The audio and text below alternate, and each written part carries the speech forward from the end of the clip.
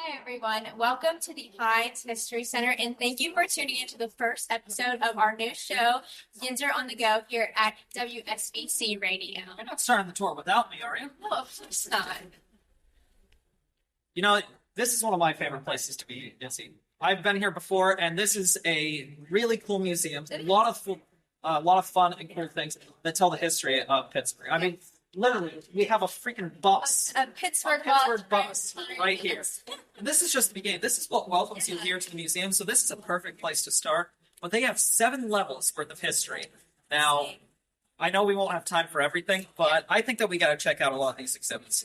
And I think we definitely need to check out the famous sports museum, Mr. Rogers, and Heinz Ketchup as well. This is a great place for not only, the locals, but also tourists, and it's very it's inexpensive. There is discounts for students and seniors, and so you bring the whole family around. Well, and the other great thing is Heinz History Center isn't just a museum for Pittsburgh. It's actually an affiliate of the Smithsonian.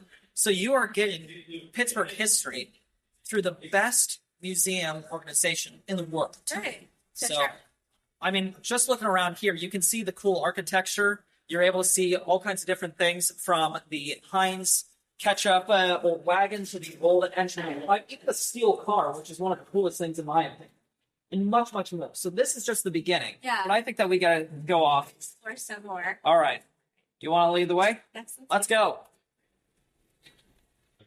When you think of Pittsburgh, you automatically think of Heinz Ketchup. It's a staple of this city, known for having all different kinds of condiments, ketchup, mustard, and everything in between. But originally, it didn't even start off with ketchup. Heinz started as a pickling business. It's such a wonderful story. So, Izzy, what do you have to think with the display that they have here? I mean, the display here is awesome. They show everything from how the business starts to when he was born back in 1844. We get the exact model of how our ketchup bottles are today. It's really cool. It gives you every type of fact that you would need about the Heinz production. Shows the past from their beginnings when Heinz left his father's brickyard company in the early 1860s, starting the company by 1869, and then as it expanded with over 800 different kinds of ketchups by 1950. I never would have thought about 800 different types of ketchup. And then even just like right behind us, you can see just how much it's changed from their bottling over the years. So all the different things that they have added. Some things that they don't even have any. Because they also did horseradish, they had vinegar, they had all kinds of other different things. Packaging. Yeah. And over here, right behind us, it shows like different uniforms that they would wear. Over to our left here, different uniforms, how it was actually being made, the farm fact. So it gives you everything. I mean, 57 varieties for the ketchup is now what they're at. So it's no longer 800. That would be crazy. I mean, there's probably over 800 different things that Heinz now makes. But it's still just a wonderful thing to check out from, like you were saying, the big bottle here, which I think there is a TV on the other side.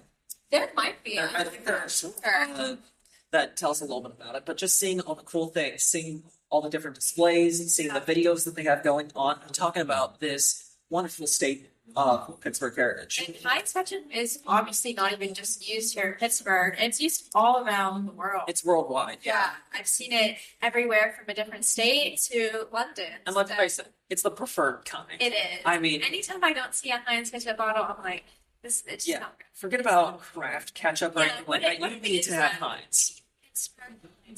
Yeah. All right. Definitely a lot of cool things. I know that we're going to show a little bit of what you can see around here. And I think that we also have still a lot more here still to see at Heinz. So let's show everybody around a little bit, and then we will head for the next exhibit. Let's do it. Welcome to the neighborhood. This part of Heinz History Center is all about our famous Fred Rogers, who was born right here in Latrobe. And we also have a special guest with us today. It's a beautiful day in this neighborhood. Beautiful day for a neighborhood. Daniel, won't you be our neighbor? We got the exact outfit. This is basically Fred Rogers reincarnated. So. Oh, yeah, right. A lot of great things here from the neighborhood production, Izzy. We have right behind us the great oak tree. We can actually take a walk. The famous oak tree. This was the home of XDL, who lived in the tree, and then Henrietta Pussycat, who lived in the little house there on the branch. Yeah. And then we also have Fred's living room and the castle of King Friday the 13th. Now, before we even get to that, now I'm wearing my version of the sweater. We have one of the original sweaters here, Fred's famous green sweater that he wore on so many. He was known for the red sweater.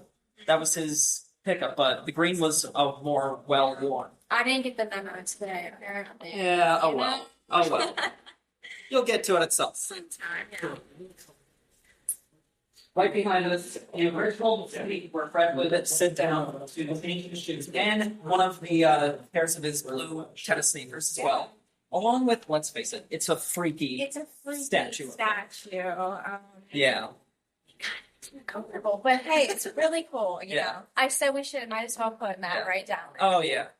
Right behind us, pictures showing videos of Mr. Rogers That's the changing cool in and stuff. out. Yes. But this was part of a lot of the stuff that is here: the stool, the bench, the trolley Yes. stuff. Even the curtains were all used on production.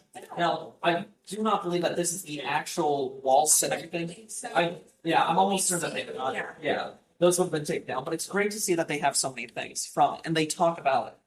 Right next to it is King Friday the 13th's castle, which we can walk down and take a look. And no, that's not the original King Friday who's hanging out there. That is a toy replica that was made in the 70s. Because the real King Friday, along with Queen Sarah Saturday and Prince Tuesday, are at the Fred Rogers Center back at St. Vincent. Yeah. Yeah, Fred Rogers, if you didn't know, he's a very big part of St. Vincent. Yeah. Community and everything. St. Vincent was part of his original neighborhood, as he said, and that's why they decided to have the center there on campus. Yeah. Housing Daniel Tiger's clock, housing a lot of the original famous puppets, having the clock tower, Yeah. many other, the trolley, of course, is there, which always began the journey into the neighborhood of Make Believe. I remember this castle. I used to watch it when I was little. You know, though, I have to make the joke here, just because it's too funny. It's a little odd that the castle is right next to the train tracks. And the words of Family Guy, what is this, Mexico? Yeah. Also, right down here, we actually have a few other famous prop replicas. One of the human neighbors of the neighborhood of Make Believe, as well as Fred's friends, was Chef Brockett, who was the neighborhood pastry chef. So you are able to see his hat and his apron right behind. And then, of course, right in front of us, 4 of the known puppets that were used: Mr. and Mrs. Platypus, Grand Pierre, and then Corny Cornflake. So, how much do you remember? I remember Mr. and Mrs. Platypus, and I think that's really it. It's just so long, but you know. Yeah, so right next to the castle was Grand Pierre's tower, the Eiffel Tower of the neighborhood of Make Believe. The platypuses, along with their daughter Anna, who was a friend of Daniel's, they lived right next to the clock tower, kind of in between the museum go-round and the clock tower of Daniel. And then Corny Cornflake owned the rocking chair company, which was right in between the castle and the Great Oak. I do remember that, yes. He came up with all kinds of different interesting rocking chairs. And even behind the oak tree, if we can go back real quick, you can see all of his puppets and everything. Yep. And posed with them and his little trolley. Yeah. I don't remember all of these puppets, though. Well, so let's see. We have Miss Cow, who's up there. That was the teacher in Someplace Else. So she was the teacher for Prince Tuesday, Daniel Tiger, and Anna Platypus. Yeah.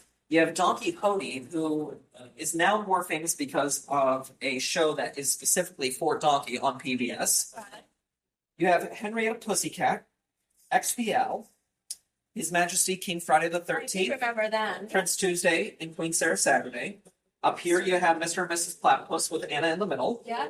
I don't remember the 2 puppets that are over there. I don't remember On the those far either. end. Yeah, I don't remember them. Of course, you have Trolley, Daniel, Lady Elaine, and then Corny Cornflake, and then, of course, Fred himself. Fred himself. Yeah. Now, not only do we have just his puppets, part of the parts of the neighborhood of Make Believe, and also his sport, we actually have here a few of his other clothes that he wore. Yeah. A lot of his outfits that are just past the conservation Walk window right here. over. It's literally a walk down memory lane here. A lot of other, or Harriet Cow, that was her name. But Oh, right there, okay. a lot of many other different items. So Harriet Cow's desk, you have a turnpike that was used in it. A lot of other different items. You have the telephone of King Friday the 13th, the neighborhood of Make Believe's official phone. A lot of other good stuff. Yeah, coming right over here, we have the clothing of Fred Rogers. So, as we know, he started off each episode in a suit and tie, but then he would famously switch over from the dress shoes and from the suit coat into the sweater and into the blue sneakers. I'm wearing jeans instead of khakis, but oh well. You have the police department jacket that belonged to none other than Officer Francois Clemens, who was our singing neighborhood police officer. Now, another thing you can actually see in there is the black dress shirt. Now, when Fred would be producing the parts of the show that was the neighborhood of make-believe, he never appeared in the neighborhood of make-believe because it was supposed to be him. It's his imagination that you were going into. Yeah. So he would always wear the black shirt instead of the sweater or anything, as he would be behind set working with the puppets. Okay. That's so interesting. Yeah, Matt here knows just about everything about Mr. Rogers. So this was his area. This is my expertise. Yes. So yeah, having such wonderful connections with Fred on personal levels. I loved the show when I was little as well. So this is something special. Always get to see this. Awesome. A lot of other things that we still got to check out. Yeah, so many other things. Yeah. I think that as much as I would love to stay in the neighborhood of Fred Rogers, in the neighborhood of Make Believe, we got to continue. We got to go. So, Daniel, I think it's time that you head back to your clock tower. All right, so Izzy, besides for Heinz, besides for baseball and football, what else do you think about when you hear Pittsburgh? UPMC Healthcare. Bingo. And there's a lot of cool stuff here, seeing the innovation of medicine because of UPMC. So we have so many innovators in Pittsburgh history. Yes. Yeah, it was Dr. George McGovern who was the famous doctor, saved them all. And we actually see a lot about him here through his history, talk about from his time in World War II in Korea, on how he really brought medicine into the modern world. I mean, he performed the first heart valve replacement right here in 1961. Yeah. Yeah, so from the first transplant there, seeing everything that he was doing. Yeah. I mean, he had to have been one of the first modern cardiographic surgeons.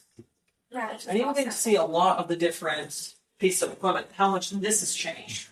Looking at, as it says, Doc Hellman, who was another Pittsburgh doctor, you could see the workings of the patient's heart and blood vessels being better diagnosed, and looking at all the different stuff. So a lot of this stuff, it says, in the basement of his home in 1964, Doc and Rudier Krennis developed the first flow-controlled power contrast injection system. In the basement. Wow. Yeah. Why is everything always invented in basements? Like, man, we went from creating, which this is probably going to have to be cut out, but we went from creating medical equipment to having crack labs in basements. Yes. Man. What a world then. And see, UPMC is one of the most well-known medical companies in the world. Yes. Seeing from all the different areas, not just in Pennsylvania, but across the world, that they have affiliates with. Seeing all the innovation that they created, all happening right here in Pittsburgh, and on display here at Heinz. I mean, this just goes to show how, the liver transplants that we do here at UPMC, the way, the nurse surgeries are involved, it's all amazing, and we're one of the best in the world here. See, but I think that most of all, Pittsburgh's going to be known for UPMC is probably most famous for their 5 seconds of fame in The Dark Knight Rises, where you see the UPMC sign behind Bane after he blows up at the church stadium. Let's face it, it's Heinz Field. It'll always be Heinz Field. Yeah. Now, one thing which I don't know why it's here at the end. This starts to talk about more of the modern age. Looking at right behind us, the Ford self-driving test vehicle. Weird how we went from medicine to vehicles. Oh, yeah. But hey, even having a little rover over there. But there's one thing in particular, and now they've moved this, though I still think that this is a great area to talk about, and it's right over here. Who runs the world's robots? And this I love because we have the chance to teach anybody who's watching how to speak Pittsburghese. Now, you know Pittsburghese. Yeah. I know Pittsburghese. But there are a lot of people who have grown up in Pittsburgh, and they don't know how to speak Pittsburghese. So I think that you got to press a button and try and find out. Let's see. If it'll play. There we go. Takes a second. It's an old robot. History is everywhere in Pittsburgh, including our speech. When a Pittsburgher speaks, you can hear the English of the 1700s, the influence of Scotland, Ireland, and Wales, echoes of many other languages from around the world. Here's a quick guide to Pittsburghese as we speak it. Ask. To ask. I asked you a question. Downtown. Downtown, the Golden Triangle. Mount Washington has a great view of downtown. Gum band. A rubber band or elastic band. Roll up my Steelers poster and put a gum band on it. Giant Eagle. Giant Eagle, the supermarket. You can buy a bus pass down there at the Giant Eagle. Jumbo. Bologna or bologna. Yeah. Give me a jumbo of white bread with some Heinz ketchup on it. Debbie. He knows more than usually curious. Our neighbors are so dead. So you know what? There's a curve. Needs to be. That pothole on a parkway needs fixed. I didn't know that one was Pittsburgh. Really? It actually needs. Yeah. Pittsburgh. I said Pittsburgh. Oh, I say Pittsburgh too. Yeah. It's the gateway to the west. Amen. Red up. It's tidy or clean. Red up your room. It's a mess. Sandwiches. Sandwiches. Oh, I'll say that all the time. Yeah. I will say sandwiches. Yes. Sandwiches. South side. Yes. The south side. The Pittsburgh neighborhood. The south side is across on the lawn from downtown. Steelers. Stillers. I call them the squealers.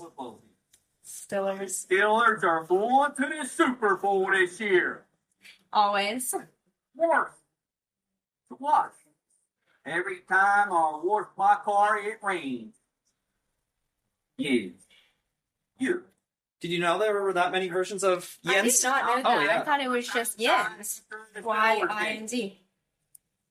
I hope you find these Interesting. So there are a few there that you didn't even know I didn't about. even Oh, know yeah. some of them. Like the red up one, never heard of that Oh, one. yeah.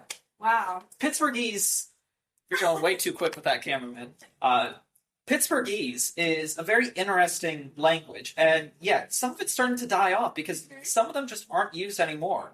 But having family who has lived in Pittsburgh for generation upon generation, it's still being used. Yeah. Now, I won't use some of them, but at least I know what they are. So when I'm talking to like my great aunts and great uncles, I know what they're saying. I mean, yeah, I've lived here in Pittsburgh my entire life, and even I didn't even know some of them, but one in particular, Warsh, I know so many people who say that, actually, and it bugs me, I can't lie, it really does bug me. Worship.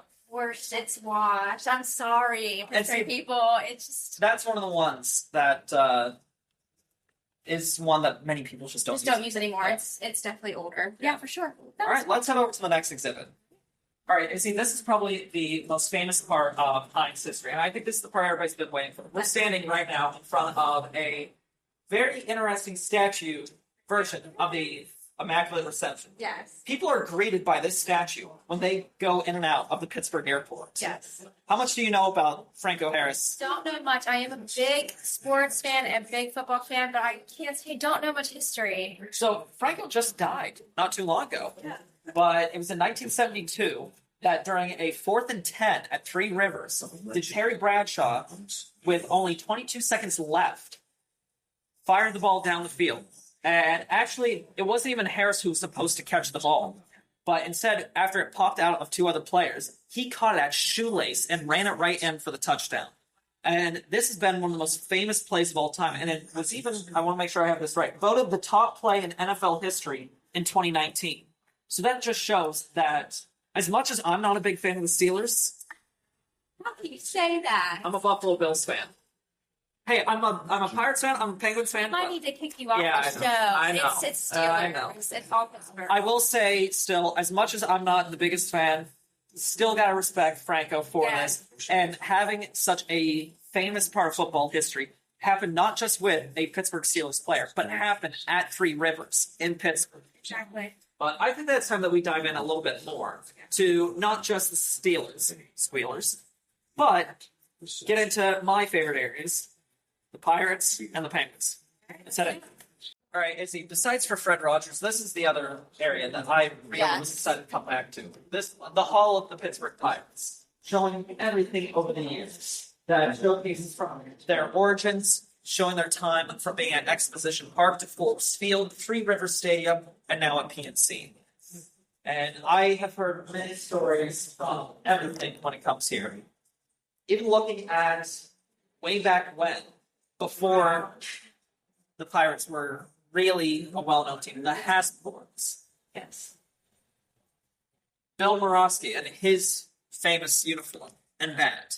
This is just all too great for me. This is where I feel the most pride in a Pittsburgher, more than football. Because, I'm just going to keep harassing. Keep harassing over it. But one of my favorite things over here is this black and white picture here, Pittsburgh, St. Marines.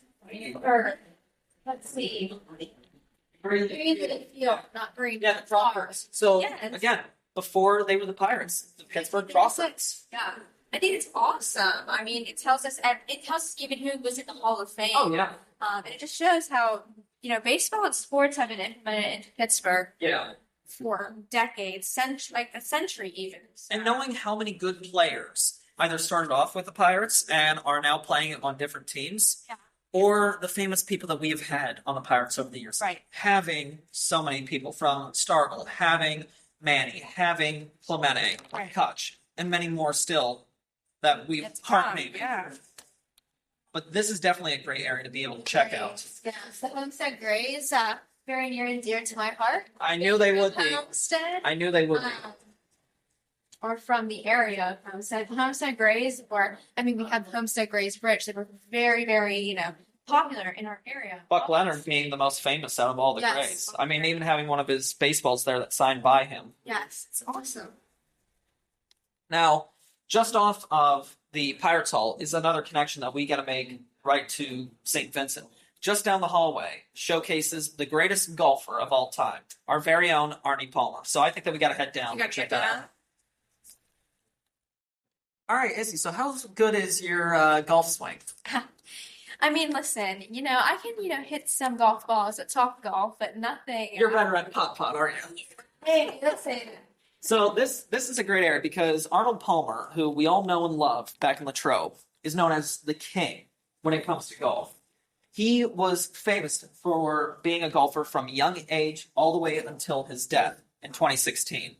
Now, did you know that he was from Latrobe? I didn't know that. So he born and raised actually not too far away from where Mr. Rogers grew up, down on Weldon Street.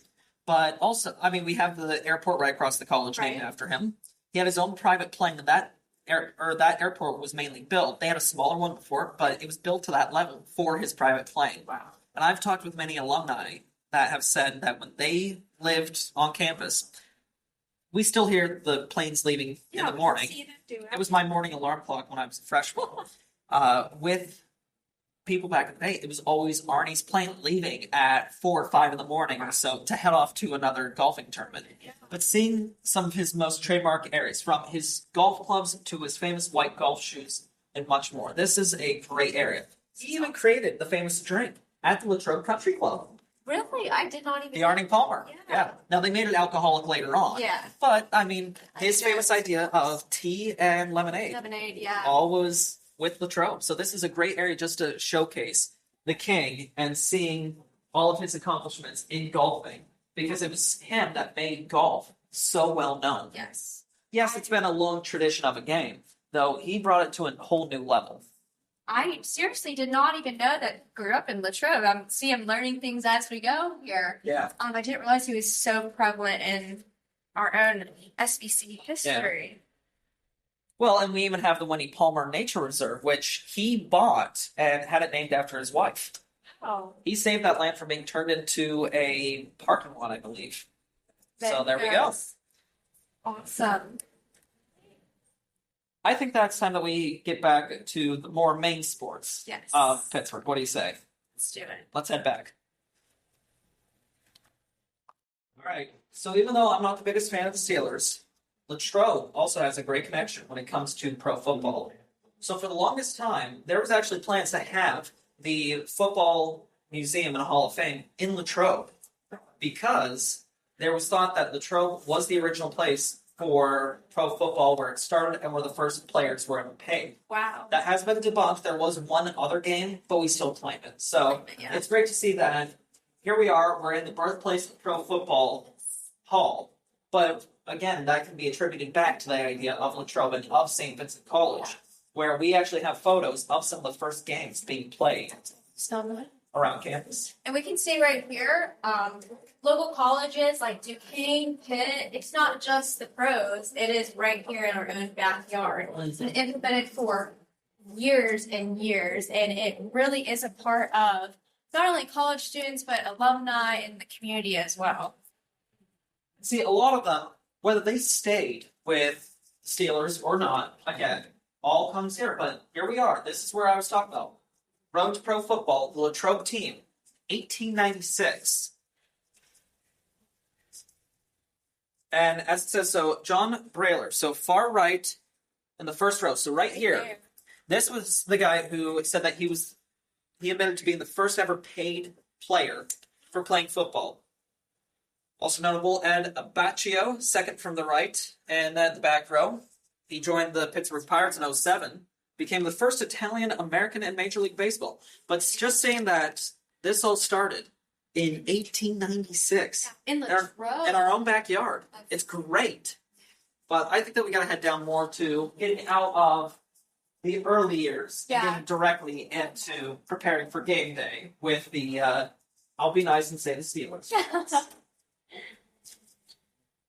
Now, we also are known for Rooney Hall, Yes. going right to the family themselves. The chief himself, Art Rooney. Art Rooney.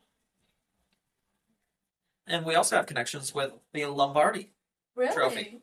Yes, we do.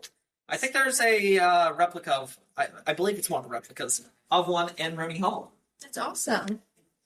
But just seeing how this all started, and it's continued to stay in one family, and knowing that they have had many family members go to St. Vincent over the years, Yes. and having that love of connection with Latrobe, bring the Steelers there. Look at that. It has gone through generations upon generations of people in the Rooney family. Now, I think this is an area that you will enjoy, Izzy. Yes, my favorite, the cheerleaders. Did you ever want to be a Steelers cheerleader when you grew I up? absolutely would love to be a Steelers cheerleader if they were still around. Yeah. Maybe I should bring it back. Maybe you should. You should. So yeah, this is awesome. I mean, we've seen over the years, women weren't very involved in sports, and actually, cheerleading was a predominantly male sport. Actually, before I believe World War II, I actually just looked that up not too long ago, and so I think it's pretty awesome that the women here in Pittsburgh got to cheer on The Steelerettes. Now, Yeah. this is a neat thing, which I don't even know if you knew this. Did you know that the Steelerettes were one of the... Now, we still have, like, the Dallas Cowboy cheerleaders Right. and everything, Yeah. but the Steelerettes were one of the last cheerleading teams, besides for the Cowboys cheerleaders, for national football. I did not know that. Yeah. Actually, no. A lot of fun. Yeah, it's awesome. Let's sit around to actually get to game day. Many different things here, from Paul Martha and his talking about all the different old school footballs. This is what I love. Looking at just how they've changed over the years, talking about from the Latrobe team to the current days, well, Cordell Stewart, 1990s. But looking at how even just the footballs have changed over the years, and yet the Steelers have been there for it all, from the beginning to the present day. And, of course, the Super Bowl rings. I'm not even going to let you comment because, yeah, I know my team hasn't won one Yeah, yet. exactly. Yet. That's why the Steelers win. I heard that. But now, just seeing how much the Steelers have made football into what it is today. Yeah. Looking, again, as there they are. Many of the trophies that they've won. All the rings. 40 seasons, hampered by divided attention of owner Art Rooney, limited financial resources, and the lack of a home field. And all that changing in just the 1970s. It's awesome. Show how good the Steelers have been over the years. I still support my Bills. Josh Allen on the way. But I mean, you have so many famous people, Right. again, just like baseball, that come from football. You have Green. You have try to think of many others again. Big Ben. Yes. You have all these great people, White, that are known because of their time with the Steelers. Pretty awesome. Even though that Mean Joe Green wasn't really mean. But a lot of great things that you guys can see when it comes to the history of football, when it comes to the history of baseball. And there are so many other sports, but I think we got to finish off with the last major one. I will just say this. You can even see behind us, they have stuff from racing, they have stuff from boxing, Yes. swimming, and so much more that we So have much not here. really talked about. Yes. But I think that we got to get over and talk about the pets. All right, so this is kind of the last part that we're going to focus on when it comes to the sports. 1991, 1992, 2009, 2016, 2017, 5 times for the Stanley Cup. I mean, we're even standing right behind one of the replicas for it, and one of the greatest moments of Pittsburgh history, where Mario hoisted the cup up for their their second win, Yes. knowing that this was going to be a huge thing for the Penguins. And they even had their, back-to-back victory back in 1992, actually. Yeah. It should Seeing that it was such a huge thing, and because the only 2 times, 1991 to 1920, or 1992, and then again 2016 and 2017. This is great seeing that we have the manpower over the years with the Penguins to bring home the gold. And right here in Heinz History Center, it's going to show us from 1967 to the modern day today right now. Oh yeah, it's what brings you all the way around. Yeah. And it showcases so many other things, showing the difference in who the Penguins are, showing the cup, showing all the different areas of just how hockey has changed. Even show the different uniforms. Yes, the uniforms are always my favorite part of hockey. Honestly, they always have some of the best uniforms out of all of our sports teams. I would somewhat say with that. But just seeing all of the history of hockey, and even seeing how far we've come with the arena. Yeah. All right. Well, let's. Well, I think that we've seen a lot here. We have seen everything from the sports to the beginnings and over the years of it, just all these great connections. Heinz History Center is one of the top places on my list, being a little bit of a history buff, but also just to have pride and being in Pittsburgh, or seeing why Pittsburgh fans are as much of a prideful group as they are. Exactly. And this is not only, a great place if you are a tourist here in Pittsburgh. It is great for any locals or families, anybody to come and see all of Pittsburgh history, because as somebody that's lived here my entire life, I have learned much more here today than I have living here my entire life. Yeah. So. All right. Well, I think that it's time that we probably wrap this up back downstairs. Yeah. All right. Let's head on out. I even love that they even have the old Isley's Chip Chop Ham sign coming down. No matter where you're at, you find nothing but cool Pittsburgh history. Yes. Every single area.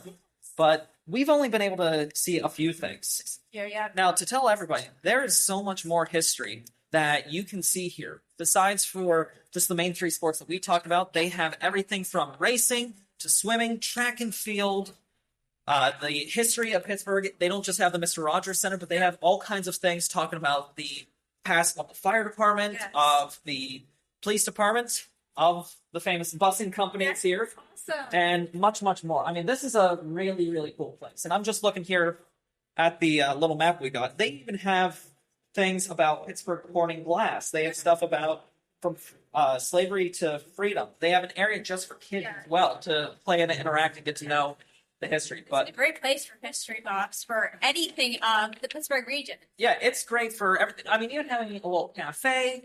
I know that they do all kinds of events here. They've done dances and proms. They've done weddings here. So this is perfect for everybody. Yes. Young and old, there's something always cool to see. Yes. But I think this comes to the end of our episode. So this has been a great trip to start off with you for the show. This is great for everybody to kind of get a little bit of Latrobe history and Pittsburgh history. Yeah. But I think that for the next one, we got to expand out. Keep going in the greater Pittsburgh area. So, And again, thank you for tuning in to our first episode of the new show, Yinzer on the Go. see you guys next week. See ya. Hey there, listeners. I'm Matt Boyer, station manager of WSVC Radio. If you like what you're listening to, don't forget to like, subscribe, and hit that bell button to be notified with all of our updates. Every day, one of our shows will be releasing a new episode. Stick around and tune in.